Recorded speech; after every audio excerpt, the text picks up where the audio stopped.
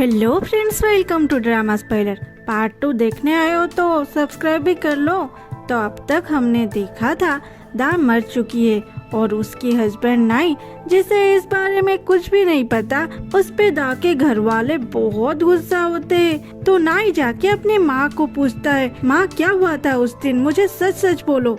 फिर उसके माँ मतलब नुआन कुछ सोचती है, फिर पास्ट में उस दिन क्या हुआ था दिखाता है। नुआन को women of the year award मिला था, इसलिए घर में पार्टी चल रहा था। नुआन तो दा को पसंद नहीं करती थी, वो तो वहाँ आए एक लड़की के साथ नाई का शादी करनी चाहती थी। इसलिए जब दा अपने बेटे के साथ पार्टी में गेस्ट को वेलकम करने आती है, नुआन उसे देख के सीधा बोलती है, तुम यहाँ क्यों आए हो, जाओ यहाँ से। फिर जब गेस्ट के साथ दा फोटो उठाती है, नुआन को ये चीज बिल्कुल पसंद नहीं आती। वो उस लड़की लीता जिसको बहू बनानी चाहती थी उसे अंदर लेके आती है और दा को लीता के लिए ऑरेंज जूस बनाने के लिए बोलती है। दा हाँ बोल के जूस बनाने तो जाती है, लेकिन वो इस बात पे खुश नहीं थी। जब उसे एक मेड बोलती है कि वो सोर सूप बनाई है और आप चाहे तो बाद में पी सकते हैं, तो दा वो जूस ग्लास हाथ में पकड़े सूप को निकाल के देखने लगती है। तभी उसकी ननद आके बोलती है, तू क्या कर रही है, क्या तू लीता के ऑरेंज जूस में सूप डालने वाली थी। दा बोलती है, नहीं मैं ऐसा नहीं करने वाली थी। तो उसकी ननद नाड़े बोलती है, रुको मैं अभी मॉम को बोलती हूँ। दा उसके पीछे पीछे भागते हुए बोलती है, नाड़े ये सच नहीं है। नाड़े बोलती है, ये मुझे मत बोल, मॉम को बोलना। और नुआन के पास जाने लगती है तो दा नाड़े को पकड़ लेती है और उसे रोकने की कोशिश करती है और नाड़े भी वहाँ से निकलने की कोशिश करती है। इस धक्का मुक्की में नाड़े गिर जाती है। तभी वहाँ मेढ़ा के नाड़े को उठाते हैं। शोर शराबे सुन के नुआन आके बोलती है, यहाँ क्या चल रहा है। नाड़े बोलती है, माँ दा लीता के जूस में सूप मिलाने जा रही थी। दा बोलती है, नहीं मैंने ऐसा कुछ नहीं किए। नुआन दा की एक भी नहीं सुनती और उसे एक चांटा मार के बोलती है, सारे गेस्ट आने से पहले तू यहाँ से चली जा।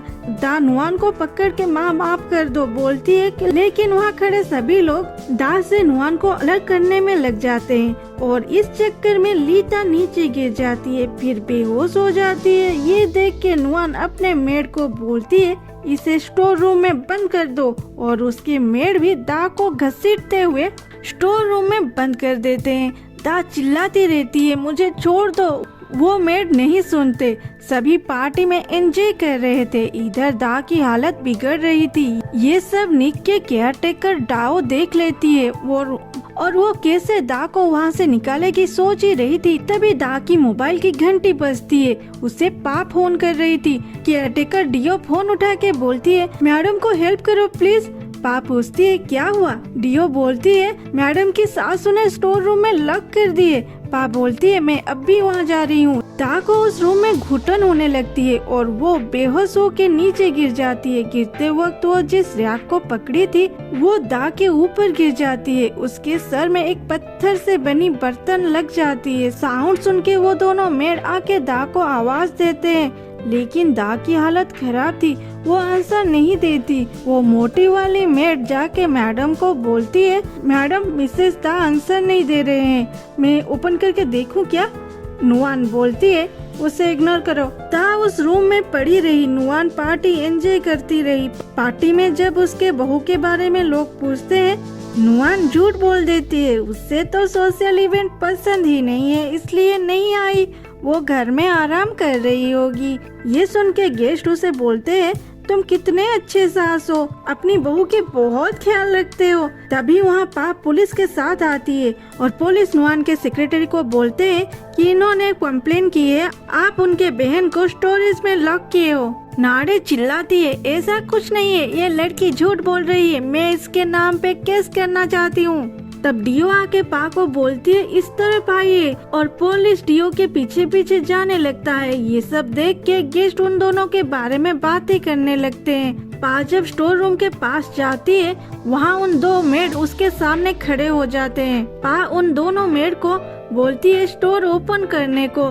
लेकिन वो मोटी वाली मेड बोलती है, मैं नहीं खोलने वाली, पहले मैडम की परमिशन लेके आओ। वो तो ऐसे बिहेव कर रही थी जैसे उसकी मैडम भगवान है, वो रहते कोई उसका कुछ नहीं बिगाड़ सकता। जय बोलती है तुम्हें दिखाई नहीं देती क्या, यहाँ पे पुलिस खड़ा है। दा बोलती है चुपचाप साइड हो जाओ नहीं तो अंजाम बहुत बुरा होगा। फिर दा दरवाजा ओपन करके अंदर जाती है और अपने दीदी को छटपटाते हुए देख के वो उसे वहाँ से निकालती है।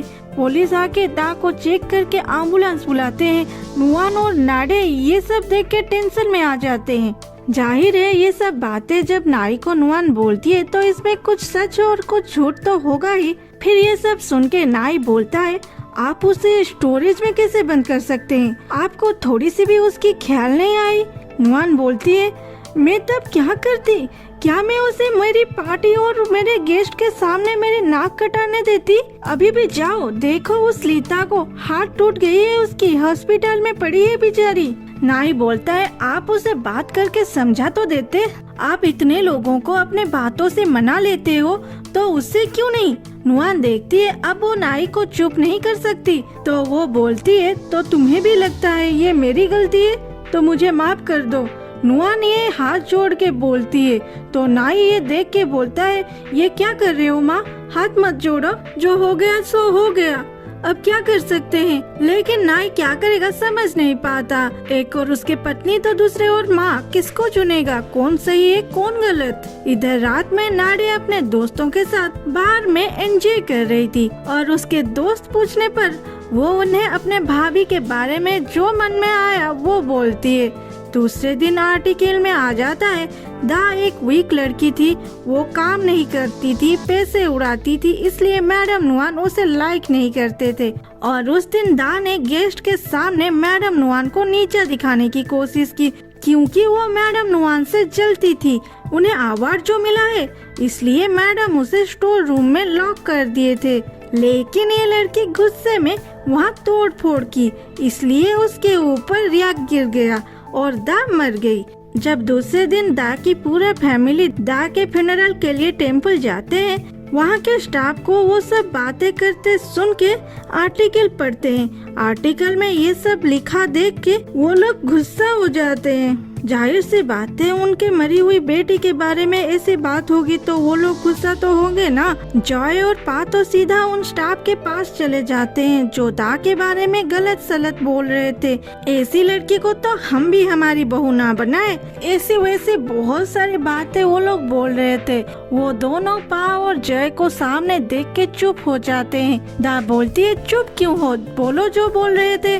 वो स्टाफ भी कुछ कम नहीं थे, वो बोलते हमें क्यों चुप करा रहे हो, सब बातें कर रहे हैं उसके बारे में। दा बोलती है मैं तुम लोगों को ऐसी बात करने से रोक नहीं रही हूँ, लेकिन टाइम और प्लेस तो देखो, तुम दोनों अब मंदिर में हो, अभी भी दा अंदर है, ऐसे बात करोगे तो आसपास खड़े उसके परिवार वालों को कैसा लगेगा। वो तो अपने बेटे को खो चुके हैं और ऐसे बातों से घायल क्यों कर रहे हो उन लोगों को। तुम लोगों को तो इतना भी नहीं पता ये सब बातें सच है या झूठ।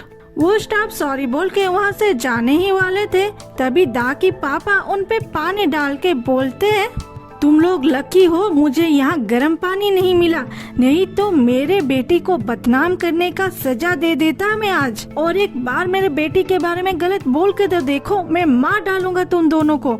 ये सुन के वो दोनों वहाँ से भाग जाते हैं। इधर नाई नाड़े को बोलता है तुमने ऐसा क्यों किया। नाड़े बोलती है मैंने क्या किया। नाई बोलता है मैंने इंक्वायरी की है, ये सारे न्यूज तुम्हारे दोस्तों ने न्यूज वालों को बताई है, तुम मेरे पत्नी को बदनाम क्यों कर रहे हो। यहीं पे ये एपिसोड कंप्लीट होती है, फिर मिलते हैं अगले एपिसोड में। फ्रेंड्स जल्दी से 20 कमेंट कर दो, उसके बाद दूसरे एपिसोड में डाल दूंगी। Bye bye, thanks for watching, love you all.